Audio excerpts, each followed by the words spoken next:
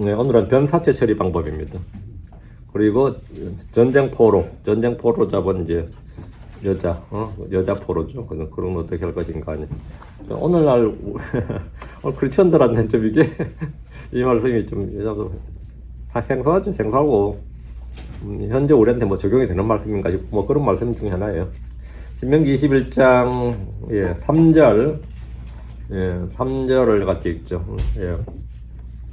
또 이 일이 있어야 하리니 곧 그 살해당한 자에게서 가장 가까운 도시 곧 그 도시의 장로들이 아직 부린 적이 없고 멍에를 맨 적이 없는 암송아지 한 마리를 취할지니라. 근데 이제 변사체 처리하는 방법이에요. 그 장로들이 나와서 장로들과 재판관들이 와서 이제 딱 그 거리를 재고 그 가까운 도시 갖고는 어떻게 되는가 이렇게 이제. 근데 요즘 현재 그 경찰이나 검찰 하는 것보다 좀 나은 방법이에요. 이게 지금 하는 거 보면 상당히 좀 놀라워요.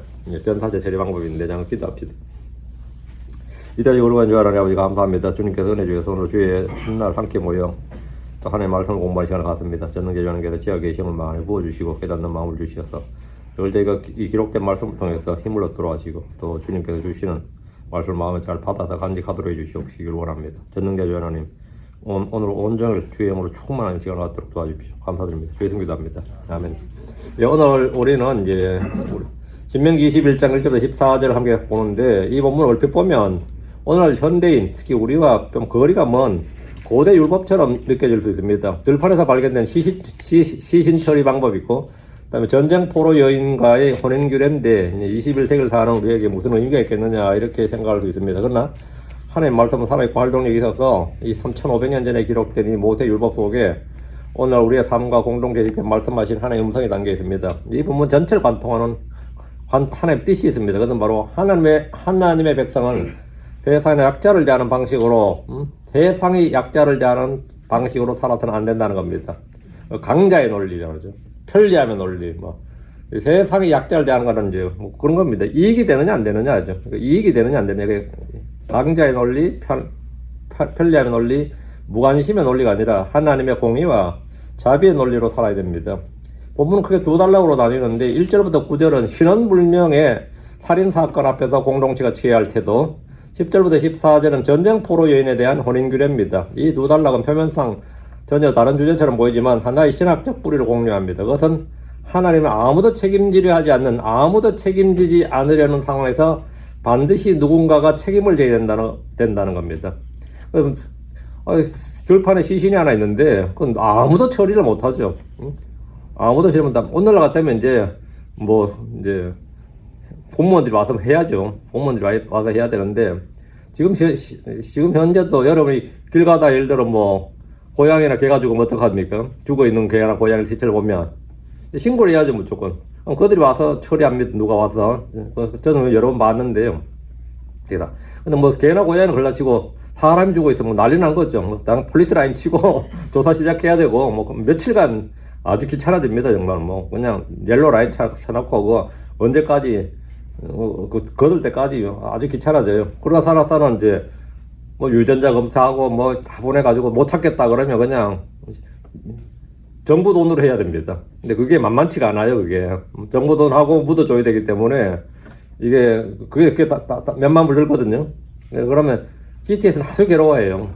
CTS는 아주 괴로워하는데 과거에는 어떻게 했냐 이 말입니다. 과거에 어떻게 했냐, 거기 이스라엘은 어떻게 했냐. 이제 아무도 책임질 수 없는 상황 또는 책임지려고 하지 않는 상황에서 이 공동체는 어떻게 해야 되느냐, 누군가 책임을 져야 된다 이거예요. 본문의 율법은 하나님의 백성이 거룩한 땅에서 어떻게 살아야 되는지에 대한 깊은 원리가 담겨 있습니다. 하나님은 이스라엘에게 단지 개인의 경건만 요구하신 것이 아니라 공동체 전체가 죄를 인식하고 처리하고 약자를 보호하고 생명을 존중하는 사회가 되길 요구한 겁니다. 이 둘은 표면적으로 다르지만 공통점이 있습니다. 첫째는 둘 다 인간 생명을 가볍게 다루지 말라는 겁니다. 둘째는 둘 다 죄와 욕망을 하나님 앞에서 송지하라는 겁니다. 다음엔 셋째는 둘 다 공동체가 책임있게 행동해야 된다는 겁니다. 우리는 내가 직접 하지 않는 일에 대해서 책임이 없다고 생각합니다. 그러나 성경은 공동체적 죄책과 정결의 원리를 가르쳐줍니다. 또 우리는 힘이 있을 때 약자를 쉽게 소유물처럼 대하려는 유혹을 받습니다. 하나님은 그런 태도를 금지하셨습니다. 그러나 본문은 단지 고대 이스라엘의 민사법이 아니라 하나님의 성품이 반영된 거룩한 윤리입니다. 1절입니다. 만일 주 내 하나님께서 내게 소유하도록 주시는 그 땅에 들판에 누워 죽임당한 한 사람이 발견되었으나 누가 그를 죽였는지 알지 못하거든. 살인 사건은 났고 사체는 있는데 증인도 없고 증거도 없고 살인자를 특정할 수가 없는 겁니다. 변사체가 된 거죠. 주 하나님께서 이스라엘에 소유로 주신 그 땅은 가나안 땅이고요. 그 땅은 하나님의 복을 받은 주의 백성이 주의 뜻대로 살아야 되는 거룩한 땅입니다. 주 내 하나님께서 내게 소유하도록 주시는 그 땅은 단순한 지리적 공간이 아닙니다. 하나님이 언약으로 이스라엘에 주신 거룩한 선물이고 언약의 선물입니다. 그리고 그 땅에서 흘린 피는 단지 사회적 범죄가 아니라 언약적 오염입니다. 하나님은 땅을 거룩하게 유지하기 원하셨습니다. 주님은 이 땅에서 알 수 없는 사체가 발견되었을 때 어떻게 처리되는가 했는데 미해결 살인 사건이나 아니면 갑작스럽게 질병이나 사고로 죽은 것인지 사체는 분명히 있는데 뭐 사인 규명부터 물론 해야겠지만 하여튼 사체가 있어요. 그 땅에서 신원불명 또는 원인불명의 사체가 발견되면 율법에 따라 그 사체를 처리하라는 겁니다. 사체는 있지만 범인은 찾을 수 없고 사인조차 불분명하면 경찰은 미제 사건으로 분리해서 사건 종료를 선언합니다. 그러나 하나님 주신 땅에서 무고한 피가 흘렀다면 그 땅은 그냥 둬서는 안 됩니다. 주님 그 땅이 피나 우상이나 또는 음행으로 더럽히는 걸 원치 않습니다. 민수기 35장에 보면 35장 33절에 이와 같이 너희는 너희가 거하는 그 땅을 더럽히지 말지니라. 너희는 그 땅을 더럽히지 말지니라. 이런 피가 그 땅을 더럽히기 때문이라. 그 안에서 흘려진 피는 그것을 흘린 자의 피가 아니고서는 그 땅이 깨끗하게 될 수 없느니라. 이랬어요. 근데 그 문제는 사첨했을 뿐이지 살인자를 특정할 수가 없으니까 그 땅이 깨끗하게 될 수 없느니라. 이게 해결이 안 되는 거죠. 이 율법이. 사첨했을 뿐이지 살인자를 특정할 수가 없고 찾을 수 없는 경우입니다. 누가 그를 죽였는지 알지 못하거든. 이 조건이 이 법의 핵심입니다. 살인자를 찾을 수 없는 상황에서 법적으로 아무도 책임을 지지 않아도 되는 상황입니다. 그런데 하나님은 바로 그 상황에서 이 법을 발동시켰어. 그럼 그 도시의 장로들과 재판관들이 처리하라 이거예요. 하나님의 법에는 아무도 모르면 괜찮다는 조항이 없습니다. 우리 역시 나와 직접 관계가 없는 죄와 불법에 대해서도 가볍게 여겨서는 안 됩니다. 직접 보지 못했다고 해서 나와 아무런 관련이 없는 게 아닙니다. 공동체는 무고한 희생과 억울한 피해를 외면하지 말아야 됩니다. 우리가 사는 이 사회, 우리가 속한 공동체, 우리의 교회와 가정도 하나님이 우리에게 맡기신 영역입니다. 그 안에서 억울한 일이 벌어질 때 그것이 내가 직접 한 일이 아니더라도 나는 모른다, 나와 상관없다고 외면하는 것을 허용치 않는 겁니다. 주님은 가인에게 내 동생 아벨이 어디 있느냐 이렇게 물으셨습니다. 이에 가인은 내가 알지 못하나이다. 내가 내 동생을 지키는 자니까 이랬어요. 내가 무슨 책임이냐. 내 동생 일을 나한테 왜 묻습니까? 자기가 직접 관련이 있으면서도 이래요. 이게 인간입니다. 자기가 관련이 있어도 나하고 상관없다고 그래요. 그런 자기 동생의 일에 책임이 없는 것처럼 말했습니다. 이 시대 크리스천들은 영적 제사장들이고 그리스도의 대사라는 사실을 늘 기억해야 됩니다. 이것은 책임과 의무가 동시에 존재한다는 말입니다. 2절 그때 내 장로들과 내 재판관들이 앞으로 나와서 죽임을 당한 자의 주위에 있는 도시들까지 거리를 잴 것이요. 이 사태가 지금 여기 있는데 이 동네하고 이 동네하고 이 도시하고 이 도시하고 어디가 가까운가 이런 게 거리를 재라는 거예요. 살인자를 알 수 없는 변사자를 발견하면 그 도시의 장로들과 재판관들, 공적 지도자들이 나와서 사건을 처리해야 되는데, 요즘은 이제 행정구역이 분명하잖아요. 행정구역이 딱 있으니까 여기가 뭐, 시티가 여기는 뭐, 라미라다고 여기는 부에나파기고 이렇게 딱 있으면 거기서 처리하죠. 책임을. 근데 그 중간 지역에 있으면 이제 서로 책임을 막 미룹니다, 사실은. 주경계도 마찬가지, 도시경계도 마찬가지인데, 여기서 이스라엘에서는 이제, 거리 짝재가지고 이게 어느 도시가 더 가까워가지고 더 가까운 도시에 장로들과 재판관들이 이제 처리하라 이거죠. 그래서 그것들이 나와서 거리 짝재 나면 여기서 이 사체는 이쪽 도시에서 해결해야 될 문제네. 이쪽 장로들과 재판관들 너희들이 해결해라. 뭐요? 이거죠. 그래서 이제 공적 지도자들이 나와서 사건을 처리하라는 겁니다. 지구로 말하면 이제 뭐 경찰이나 검찰이나 그리고 법의학 수사팀이나 국가수 등이 모두 동원돼서 사체를 조사하고 처리합니다. 율법은 이 일을 개인에게 맡긴 것이 아니라 장로들과 재판관들, 즉 공적 책임과 의무를 가진 사람들에게 맡기셨습니다. 알 수 없는 시신이 발견되면 공동체의 장로들과 재판관들이 직접 이 현장으로 나옵니다. 사무실에 앉아서 보고를 받고 형식적으로 처리한 것이 허용되지 않습니다. 그들이 직접 현장에 가서 거리를 재야 됩니다. 주위에 있는 도시들까지 거리를 잴 것이요. 이 말씀은 가장 가까운 도시를 찾으라는 겁니다. 절차죠. 이는 책임의 범위를 추적하는 행위입니다. 공동체는 무지한 피로 흘린 사건을 막연한 우연으로 넘기지 않고 가능한 범위 안에서 책임을 따지는 겁니다. 장로들과 재판관들은 도시에서 굳은 일을 도맡아 해야 했습니다. 이것이 섬김의 직무입니다. 그래서 오늘날 교회와 사회 지도자들의 매우 중요한 도전입니다. 진정한 리더십은 고통의 현장으로 나가는 겁니다. 예수님이 그 본을 보이셨습니다. 그럼 하늘의 왕좌에서 우리의 문제를 처방만 내리지 않습니다. 친히 이 땅에 내려오셔서 병자들과 마귀 들린 자들과 지치고 힘들어 흔들리는 현장을 누비셨습니다. 주님은 진짜 사건 현장을 다 누비셨어요. 회당에 앉아서 성전에 앉아서 가만히 오는 사람 맞은 게 아니라 그 사람들 모든 사람들 찾아갔죠. 나병 환자를 손으로 직접 만지셨고 세리와 죄인들의 집에서 그들과 함께 식사하셨습니다. 지도자의 권위라는 것은 말이죠. 현장에서 도망치는 것이 아니라 현장으로 들어가는 겁니다. 지도자는 어떤 문제를 덮는 사람이 아니라 진실을 추적하고 정결을 회복하는 사람이어야 됩니다. 3절입니다. 그리고 이런 일이 있으리니 또 이런 일이 있으리니 죽임을 당한 자와 가장 가까운 도시 곧 그 도시의 장로들이 아직 부리지 않고 멍을 메어 끌지 아니한 암송아지 한 마리를 취하고 그리고 이런 일이 있으리니 했는데 살인자는 분명히 사형에 처해야 되죠. 근데 살인자가 지금 특정을 못하니까 누군가가 대신 죽어야 되는 겁니다. 그 대신 죽어야 되는 게 3절 이야기예요. 그리고 이런 일이 있으리니 이 말은 반드시 이런 일이 있어야 된다. 이 일을 행해야 된다는 말입니다. 이렇게 해야 된다는 뜻이에요. 일단 변사체가 발견되면 가장 가까운 도시의 장로들이 암송아지를 취합니다. 그런데 그 암송아지는 아직 일을 한 적이 없는, 부리지 않는 짐승입니다. 아직 희생제물이 될 자격을 갖춘, 왜 부리지 않는, 이건 뭐냐면, 순결한, 이 말이죠. 희생제물이 될 자격을 갖춘 순결한 상태를 나타냅니다. 멍에를 메어본 적이 없다는 것은 사람의 일에 사용되지 않는 상태입니다. 이것은 흠없는 제물에 대한 요구로 나중에 흠없는 어린 양 대신 예수 그리스도를 예표하는 겁니다. 이건 뭘까? 억울한 죽음, 사회적 불의로 쓰러진 생명들은 단순히 통계로 처리되거나 행정적으로 마무리되어서는 안 된다는 겁니다. 하나님 앞에 가지고 나서 엄숙하게 다루어져야 됩니다. 죄는 값없이 넘어갈 수가 없습니다. 그래서 이 공동체는 언제나 어떤 식으로든 대가를 치러야 됩니다. 사형을 시킬 사람이 없어요, 지금. 죽은 사람이 있는데 사형을 시킬 사람이 없어요. 그 살인자가 지금 특정이 안 되기 때문에. 그럼 어떻게 되느냐? 대속의 희생물 누군가가 대신 죽어야 된다고요. 어떤 식으로 대가를 치러야 됩니다. 오늘날에는 죄를 덮는 값싼 은혜, 오늘날 우리가 죄를 덮는 값싼 은혜는 늘 경계해야 됩니다. 참된 회복은 대가 없이 오지 않습니다. 그러나 그 대가는 하나님이 정하신 방식으로 드려져야 됩니다. 4절. 그리고 그 도시의 장로들이 그 암송아지를 밭을 갈지도 아니하고 씨가 뿌려지도 아니한 거친 골짜기로 끌고 내려와서 그 골짜기에서 그 암송아지의 목을 쳐서 꺾을지니라. 아직 부리지 않고 멍을 메어 본 적이 없는 암송아지를 밭을 경작되지도 뿌리지 않는 그런 골짜기로 끌고 가라는 겁니다. 사람의 인적이 닿지 않는 곳이죠, 한마디로. 밭을 갈지도 않고 씨가 뿌리지 아니한 거친 골짜기는 광야 같은 곳인데 죽음과 단절을 말합니다. 죽음과 단절. 생명을 생산하는 땅이 아니라 죽음의 장소입니다. 암송아지의 목을 꺾는다는 것은 일반적인 희생허물보다 더 엄숙한 성격을 가지는 겁니다. 이 규는 단순한 속죄 허물보다는 사건의 오염을 제거하고 공동체가 무제한 피해 책임을 하나님께 맡기는 행위입니다. 불모의 장소는 그 사건의 비참함을 드러냅니다. 죄는 삶을 황폐하게 합니다. 하나님은 생명의 땅을 죽음의 땅, 피해 땅으로 방치하지 않습니다.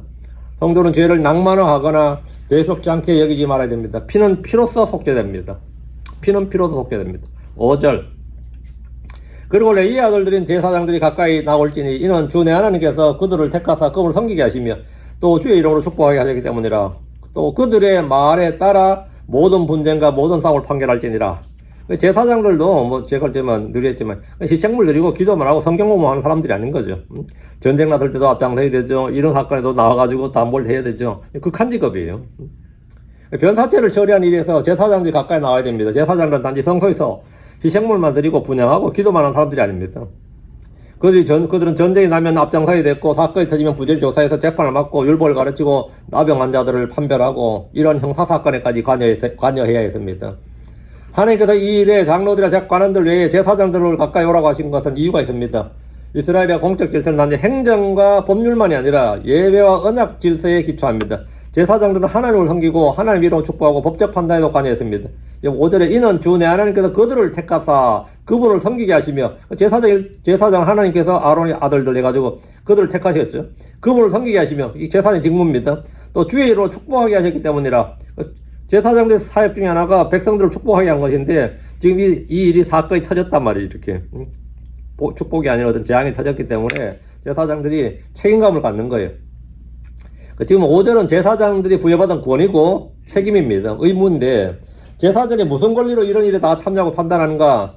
우리가 좀 이의를 제기할 수 있겠지만, 주님께서 이렇게 법률 문서에다가 성경에다 법적으로 기록을 딱 남겨놓으시면 주님이 법적 책임과 권리를 부여해 주시는 겁니다. 그럼 네가 뭔데 이런 말을 못 하게 되는 거죠.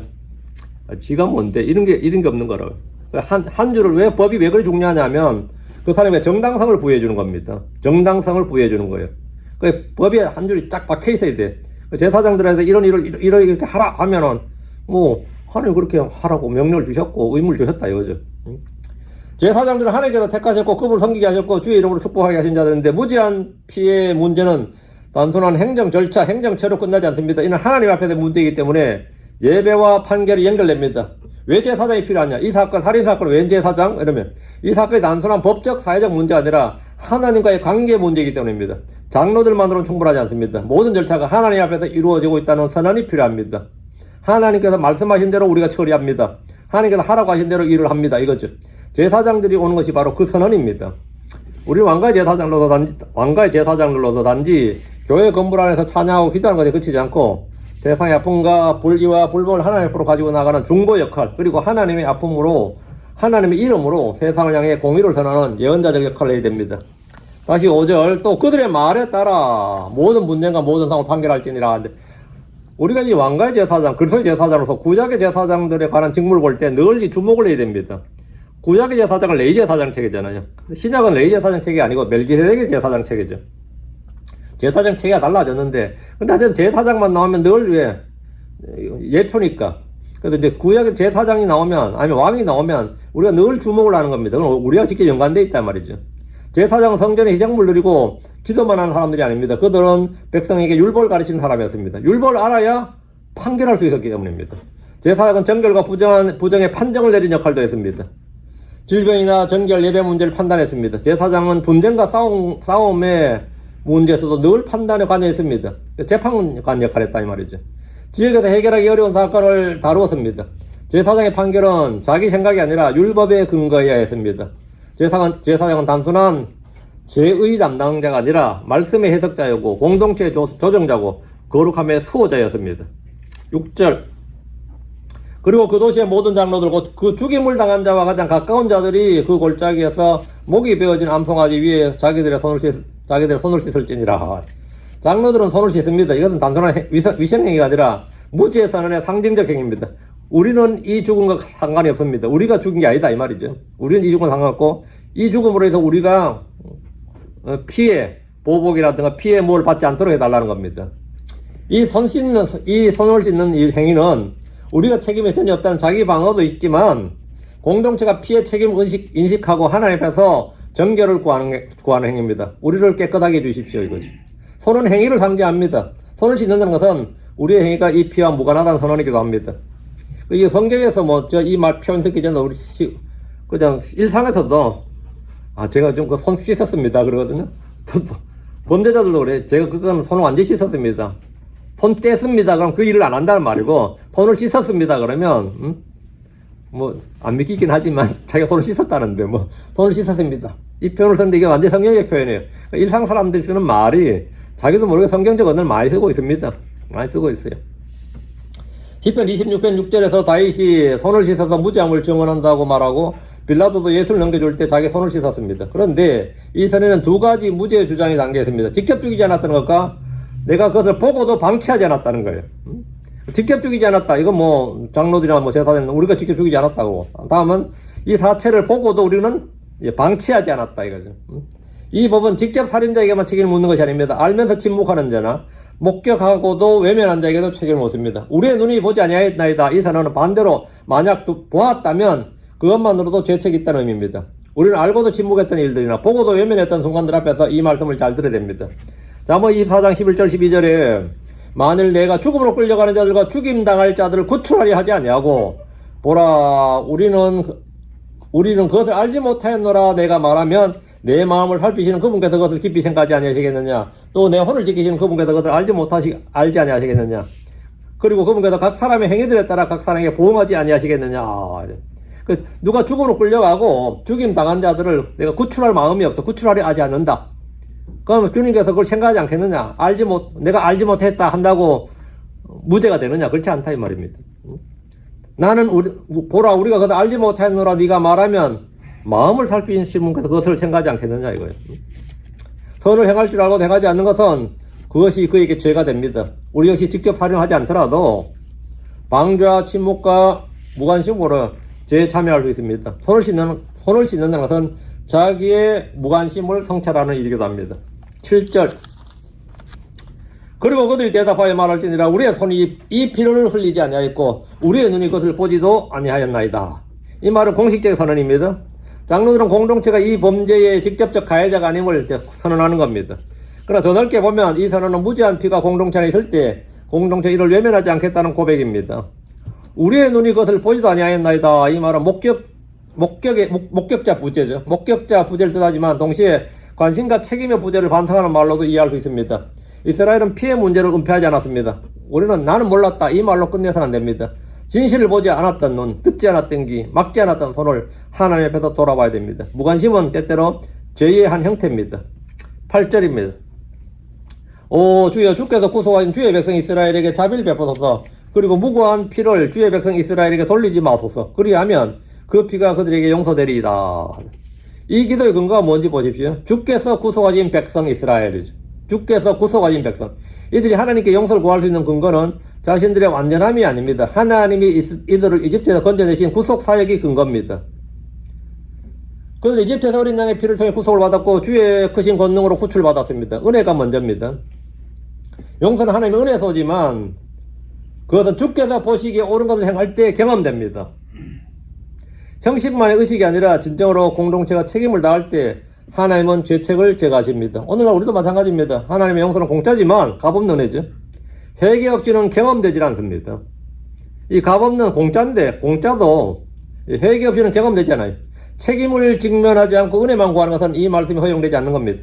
성도의 기도도 이와 같습니다. 우리는 죄를 가볍게 여기지 말고 하나님의 긍휼을 근거로 용서를 구해야 됩니다. 교회는 피 묻은 상처를 외면하지 말고 늘 중보기도로 하나님께 긍휼과 자비를 구해야 됩니다. 그들은 주께서 명령하신 이 일을 모두 행한 후에 주의 자비, 주님께서 우리에게 자비를 베풀어 주실 것을 구하고 그 땅에서 흘린 피에 대한 용서를 구했습니다. 9절 이와 같이 내가 너희 가운데서 무지한 피의 죄책을 제거할지니 내가 주께서 보시기에 옳은 것을 행할 때라. 이와 같이 이 말은 주의 말씀대로 순종해서 암송아지로 대속했을 때 대속한 걸 말합니다. 피는 피로 생명은 생명으로 속죄됩니다. 이 일은 주 예수로의 대속을 잘 예표하는 것이고 모형으로 예언적으로 보여주는 겁니다. 이스라엘의 장로들과 제사장들은 주의 말씀대로 대속을 통해 그들 가운데 무지한 피의 죄책을 제거합니다. 하나님 보시기에 옳은 일을 행함으로써 무지한 피의 죄책을 제거하는 겁니다.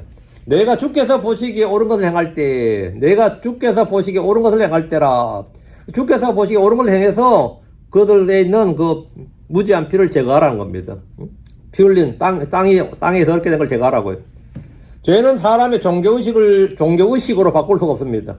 죄책은 무시한다고 우리가 눈 감는다고 모른다고 해서 사라지지 않습니다. 하나님의 기준에 맞게 회개와 정리가 필요합니다. 성도는 문제를 덮는 것이 아니라 하나님 보시기에 옳은 일을 해야 됩니다.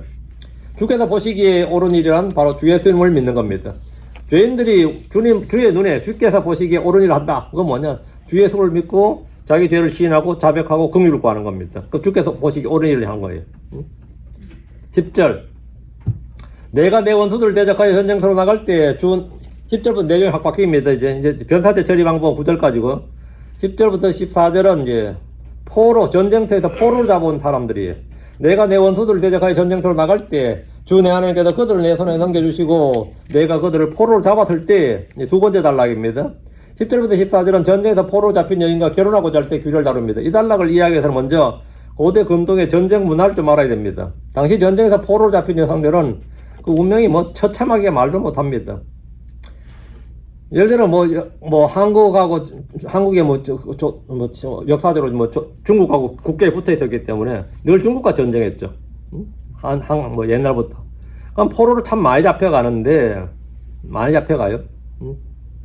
그럼 잡혀가면 중국에서는 조선에서 잡아온 포로들 어떻게 할 것 같아요?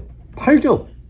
나눠준다 그러거든요. 국가재산이기 때문에 공짜로 나눠주는 게 아니라 일시불로 살 사람은 일시불로 사고 일시불로 못 살 사람은 마누라 못 구하는 농촌 총괄한테 다 모여라 포로 나눠준다 마누라 삼아라 이렇게 하면요 나 돈 없다 그러면 뭐 10년 내에 걸쳐서 1년에 얼마씩 이렇게 가지고 국가에다 세금처럼 내야 돼요. 그럼 돈 좀 더 있으면 2명, 3명도 가져가고 괜찮고, 이런 식으로. 그러니까 제일 남는 장사가 사람 장사라 그래요. 전쟁에서 제일 남는 장사가. 그때 데려간 게 한 60만 명이 약간 넘는다 그러거든요. 그럼 뭐, 정부 입장에서는 돈 버는 거죠, 엄청나게. 엄청나게 돈 버는 거예요. 근데 그거는 로마 시대 때는 로마가 하도 전쟁을 많이 했잖아요. 근데 워낙 할 때마다 이기고, 포로 워낙 많으니까 로마 사람들은 일을 안 해도 되는 거예요. 로마에서 일하는 건 죄악이야. 왜? 노예들이 다 하니까. 맨날 공창망청 놀고 먹었던데, 그게 그래도 나라가 유지되느냐? 유지가 됐죠. 워낙 포로들 많이 잡아왔기 때문이죠. 그러니까, 그러면 이스라엘 쪽은 어떠냐? 맨날 전쟁이죠. 우리 구약성경 보면 이거 다 맨날 전쟁이죠.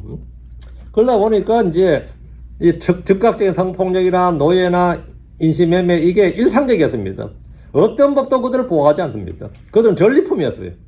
바로 그 문화적 맥락에서 이 길을 읽어야 됩니다. 이것은 포로 여성에 대한 성적 착취, 인신매매를 허용하는 법이 아닙니다.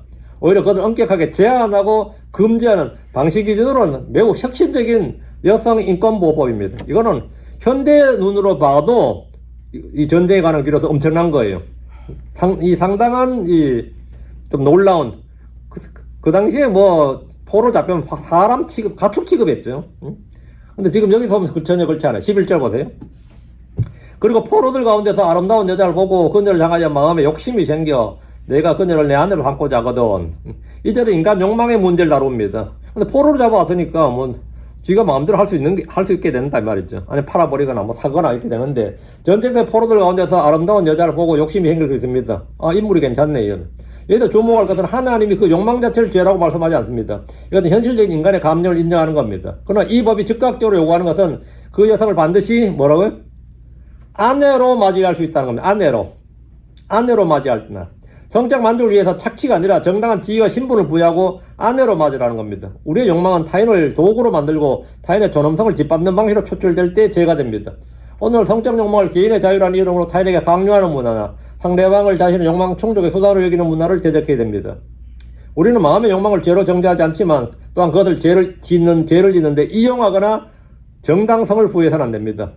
아름다움이나 매력에 이끌리는 것 자체보다 그것을 어떻게 다루는지가 중요합니다. 욕망은 절차와 거룩함 아래 둬야 됩니다. 12절. 그때 너는 그녀를 내 집으로 데려올지니 그녀는 자기 머리를 밀고 자기 손톱을 깎을 것이다.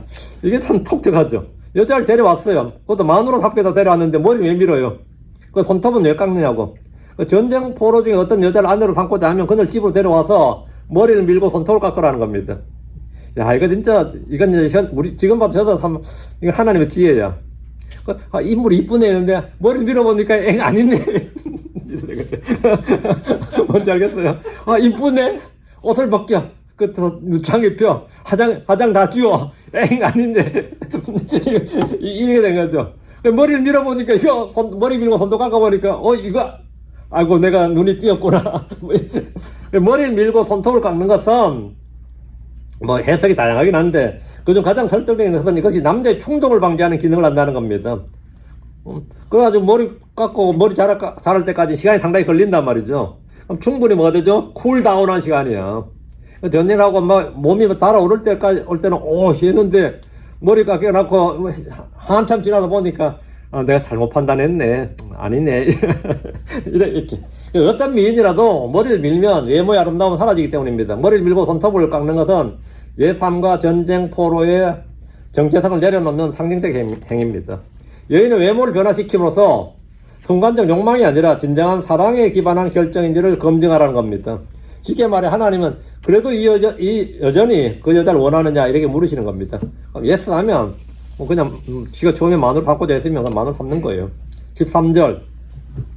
진짜 내가 하나님께 놀라요. 이거 보고. 13절. 그리고 그녀는 자기 포로의 옷을 벗고 내 집에 거하여 자기 아버지와 자기 어머니를 한 달 동안 애곡할지니 그 후에 내가 그녀에게 들어가서 그녀의 남편이 되고 그녀는 내 아내가 되리라. 예. 여기서 또 매우 중요한 또 장치가 또 하나 있죠. 머리 밀고 나왔는데 이번 또 뭐 하는 거죠? 예. 한 달 동안 애곡하라는 거예요. 한 달 동안. 한 달 동안 또 접근 금지죠. 여인은 포로의 옷을 벗기고 한 달 동안 부모를 애곡하는 겁니다. 이는 전쟁의 상실과 단절을 충분히 애도할 시간을 주는 겁니다. 남의 나라 붙들려 와가지고 지금 또 이 땅에서 누구 마누라 되게 첩대고 책임이나 마누라 되게 생겼는데 그래서 어떻게 해야 되느냐 그죠? 응? 그래서 자기 본토에서 죽었던 뭐 자기 부모 이미 본토에서 죽었거나 전쟁터로 이번 전쟁 죽었거나 자기 포로 잡혀왔을 정도면 뭐 죽었을 수도 있고 아니 붙들려 왔는데 지금 다른 도시에 지금 가 있을 수도 있고 그래서 그냥 한 달 동안 애도할 시간을 애곡할 시간을 주는 겁니다. 그래서 감정을 다 정리하고 성경은 사람의 감정을 무시하지 않습니다. 한 달의 애곡 후에야 혼인이 이루어집니다. 충분히 이제 그러면은 남자든 여자든 다 쿨다운 되는 거죠. 인간의 급한 욕망은 일단 다 꺼지는 이제 해결되는 겁니다. 그러니까 슬픔도 해결돼야 되고 다 어쨌든 그 욕망은 다 해결이 돼야 되는 거죠. 그래서 그 급한 욕망이 아니라 상실을 존중한 후의 결합입니다. 전쟁 포로에게도 인간으로서의 존엄과 슬픔의 시간이 보장됩니다. 충분히 그렇게 슬픔의 시간을 보장하라는 겁니다. 성도는 타인의 상실을 가볍게 여기지 말아야 됩니다. 내가 잡은 내가 잡은 포로고 내가 돈 주고 산 포로인데 이렇게 하지 말고 최소한 네가 아내로 삼을 마음이 있다면 충분히 말하고요. 존중해 주라는 거예요. 충분히 시간을 주고 감정을 추스릴 시간을 다 주라는 겁니다. 충분히 시간을 주라고. 이 관계란 것은 뭐냐? 상대의 마음을 존중하는 데서 시작돼요. 그게 감정이든 슬픔이든 뭐든 간에 상대를 존중하는 데서 시작됩니다. 또한 결혼은 감정의 즉흥적 결정이 아니라 책임과 배려를 수반하는 언약이어야 됩니다. 14절입니다. 로마 시대에 그렇게 이제 양자제도 발전한 이 중에 하나가 포로 잡아왔는데 다른 잡아왔는데 뭐 특히 뭐 왕족이나 귀족이나 이런 사람도 잡아가지고 자기 마누를 삼은 경우가 많아요. 그런 태어난 애들이 인물도 좋고 또 똑똑해요. 그러면 그냥 양자로 자기 얘가 헐 나왔단 말이죠. 그 양자로 삼아버린 거예요. 양자로 삼아서 걔한테 상속권 줘버립니다. 그래가지고 집안을 유지하는 그런 일이 로마에서 너무나 흔했고 황제들도 대부분 다 잘난 황제는 대부분 다 양자들이었어요. 우리가 말하는 오현제 뭐 그런 사람 있죠. 오현제는 다 양자들이었습니다. 친자가 없어요. 친자를 하면 문제 터져요. 그건 뭐가 문제 터집니다. 근데 양자를 가지고 딱 했는데 그런 걸 기반으로 로마서가 써지다 생각하면 여러분이 로마서의 그 양자란 말이 보통 말이 아니라는 것을 금방 알 수 있어요. 하나님 어떻게 우리를 양자 삼으셨다. 그 양자 삼으신 양 뭐 이런 말이 이게 보통 말이 아니구나 이렇게 알 수 있죠. 14절입니다. 그리고 이런 일이 있으려니 만일 내가 그녀를 기뻐하지 아니하거든 그때는 그녀를 자기 뜻대로 가게 할지니라. 이것도 진짜 엄청난 말씀이에요. 현대 인권법보다 나아요 지금 이게. 3500년에 써진 모세율법이. 그러나 너는 결코 그녀를 돈으로 팔지 말 것이요. 내 마음에 안 들었다고 후회한다고 파토 내 하고 나서는 포로를 잡아왔으니까 또 포로 판다. 나 원가는 받아야 되겠다. 손해 안 보겠다. 이러지 말라는 겁니다. 존중하라는 거예요. 그녀를 돈으로 팔지 말 것이요. 그녀를 상품으로 만들지 말지니라. 이는 내가 그녀를 비천하게 하였기 때문이라. 하나님께서 어떻게 하시니 보이죠. 진짜 하나님의 마음이 잘 나오죠. 이제는 본문의 윤리적 절정을 이룹니다. 만약 남편이 그녀를 기뻐하지 않으면 처음에 막 좋다고 데려왔다가 말이죠. 다 절차를 거쳤으면서 또 살아보면 또 그게 아니거든 이게 또. 그러니까 그녀를 기뻐하지 않으면 자유롭게 보내라는 겁니다. 자유롭게 보내라. 그런데 더 중요하게 그녀를 팔아서는 안 된다. 상품처럼 다뤄서도 안 된다 이겁니다. 이유는 분명합니다. 이미 그녀를 아내로 삼았기 때문입니다. 어떤 여자든지 아내였다가 버림을 받는 일은 비천하게 되는 겁니다. 그 자체가 이미 비천하게 되는 거라고. 네가 비천하게 만들었는데 거기다가 뭐 더 판다 뭐 한다 이건 말이 안 된다 이거죠. 아내로 삼았다가 자기 마음에 들지 않는다고 해서 그녀를 종으로 파는 일을 한 상품 취급하는 것은 최악의 일입니다. 이 규례는 약자의 보호를 매우 강하게 첨예합니다. 전쟁 포로 여성은 물건이 아니라 인격입니다. 하나님 이스라엘이 그녀를 착취한 것을 금하셨습니다. 하나님의 백성은 이교도들이나 이방인들과 달라야 된다는 겁니다. 이교도는 절대 이렇게 안 하죠. 근데 이스라엘은 전쟁 잡혀가도 이스라엘의 포로 잡혀가야 돼 그래요. 독일이 이제 망할 때 미군 연합군이 이제 미국하고 연합군이 들어왔죠. 그리고 러시아군이 들어왔는데 베를린에 있는 모든 여자들이요 포로로 잡히든 항복하든 무조건 미군한테 잡혀야 되지 러시아군한테 잡혀 끝장난 거예요. 어떻게 하든 미군한테 포로로 잡혀야 돼요. 미군한테. 러시아 군한테 포로로 잡히는 순간에 이건 뭐 그냥 그래가지고 막 어떻게 미군한테로 가려고 베를린의 기록이 생생합니다. 왜? 러시아군들이 막 무작정 막 밀고 들어갔기 때문에 거기 잡히면 뭐 살아남기도 어렵고 인간 취급을 받을 수가 없어요. 그나마 어떻게 하든지 이 연합군한테 잡혀야 되지, 러시아군에 잡히면 안 된다 말이에요. 이스라엘과 싸우는 나라도 마찬가지예요. 이왕 잡힐 몸이면 뭐라고요? 이왕 하려면 이스라엘군한테, 이스라엘에게 제해야 돼요. 두 가지를 봅니다. 첫째, 그녀를 자기 뜻대로 가게 할지니라. 그녀의 혼이, 여기 그녀를 자기 뜻대로 가게 할지니라. 그녀의 혼이 원하는 대로, 자기 뜻대로 가게, 이게면 그녀의 혼이 원하는 대로 하게 할지니라. 이 말이에요. 포로가 된 여인이지만 그녀는 자기 의지를 가진 인격적 존재로 대우받습니다. 성경 그렇게 대우하라는 거고요. 둘째, 결코 그녀를 돈으로 팔지 말지니라. 그 이유가 중요합니다. 내가 그녀를 비천하게 하였기 때문이라. 이는 관계를 맺은 이상 남자에게는 그녀의 삶에 대한 책임이 있다는 겁니다. 그 책임을 돈으로 외면하는 것을 하나님 허용하지 않습니다. 이건 오늘날 인신매매나 성착취나 노동착취 같이 인간을 상품처럼 거래하는 모든 행위에 대해서 하나님의 엄중한 심판의 선포입니다. 인간은 하나님의 형상으로 지음받았습니다. 그 어떤 상황에서 그 어떤 이유에서도 인간은 상품이 될 수가 없습니다. 그러나 우리 계시록에 보면 인간은 상품 취급한 게 나오죠. 상품 취급한 게 나와요. 그리고 이전에 책임의 원칙도 있습니다. 우리 행동은 반드시 그에 상관한 책임을 수반합니다. 네가 안내로 삼고자 데려왔으면 네가 책임을 져야 된다는 거죠. 원할 때 취하고 싫을 때 버린다는 논리는 하나님께서 정죄받습니다. 이 구절은 오늘 인간의 존엄성에 대한 매우 중요한 교훈입니다. 사람을 소유물처럼 다루는 모든 태도는 하나님의 뜻에 반합니다. 결혼도 착취가 되어서는 안 되고 관계도 상품 거래가 되어서는 안 됩니다.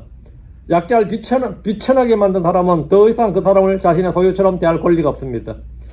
오늘 결론입니다. 첫째, 무고한 피를 어떻게 다룰 것인가? 무고한 피를 어떻게 다룰 것인가? 둘째, 전쟁 포로 중 약자를 어떻게 대할 것인가? 가장 이제 약자가 고아나 노인이지만 여자죠, 사실은. 전쟁 포로 여자입니다. 이 두 주제는 하나로 딱 연결됩니다. 하나님은 생명을 거룩하게 보시고 공동체가 죄를 덮지 않고 정결을 구하기를 원하셨습니다. 동시에 하나님은 성자의 권력을 제한하시고 약자를 인격적으로 보호하라고 명령하십니다. 오늘 우리 크리스천들이 배워야 될 교훈은 분명합니다. 우리는 보이지 않는 죄와 무지한 피를 가볍게 여겨서는 안 됩니다. 세상에 지금 폭력이 난무하다. 우리는 거기에 대해서 사실 뭡니까? 엄청나게 기도해야 돼요. 지금 여기 폭력이 난무하죠. 폭력이 난무합니다. 지금 우리 사회가. 수많은 사람들이 지금 피를 흘려 죽고 있죠. 우리는 공동체적 책임을 회피해서는 안 됩니다. 우리는 욕망을 거룩의 질서에 둬야 됩니다. 우리는 약자를 소유물로 취급해서는 안 됩니다. 우리는 하나님 보시기에 옳은 일을 행해야 됩니다. 결국 이 본문은 우리에게 하나님의 성품을 잘 보여줍니다. 하나님은 거룩하셔서 죄를 외면하지 않으시고 자비로우셔서 회개하는 사람들을 용서하십니다. 또 하나님은 정의로우셔서 억울한 피를 기억하시면서 또 약자를 보호하십니다. 그러므로 성도는 이 말씀 앞에서 두려움으로 자신을 살피고 동시에 은혜 안에서 하나님의 거룩함의 질서를 따라서 살아가야 됩니다. 오늘까지입니다. 법에도 눈물이 있다 이런 표현이 있는데 법에도 뭐가 있다? 법에도 하나님께서 하시는 그 속에 사랑과 긍휼 이런 것이 있다 이거죠. 기도합시다. 위대하시고 거룩한 주 하나님 감사합니다. 하나님께서 내주셔서 주의 말씀을 선포했습니다. 선포된 모든 말씀들이 성도에게 잘 전달되게 하시고 듣는 모든 분들이 하나님을 더 알고 하나님 아는 지식에 더 자란다도록 해주시옵소서. 구원자 예수 그리스도를 아는 지식, 좀 거룩한 것을 아는 지식, 저희가 옳고 그름을 판별할 수 있는 분별력, 또 하늘로부터는 위로나는 지혜가 필요합니다. 사랑 아버지 하나님, 저희가 욕망을 절제할 줄 알게 하시고 아버지는 사람을 대할 때는 항상 하나님의 형상으로 지음받은 사람 존중할 수 있도록 해주시옵소서. 전능자 주 하나님, 저희가 참 자기 형제들 이웃들을 사랑하되 주께서 말씀하신 대로 내 자신과 같이 내가 너희를 사랑한 것 같이 이런 식으로 사랑할 수 있도록 해주시기를 간구합니다. 전능자 주 하나님께서 저에게 주의 영을 부어주셨사오니 이제 우리가 예수 그리스도의 마음을 품고 그 그리스도의 마음으로 그렇게 살기를 원합니다. 아버지 하나님, 이 땅에서 제가 육신 입고 사는 동안 주의 뜻을 행하고 또 주의 뜻을 쫓아서 의를 추구하며 살게 하여 주십시오. 감사드립니다. 주의 성기도합니다. 아멘.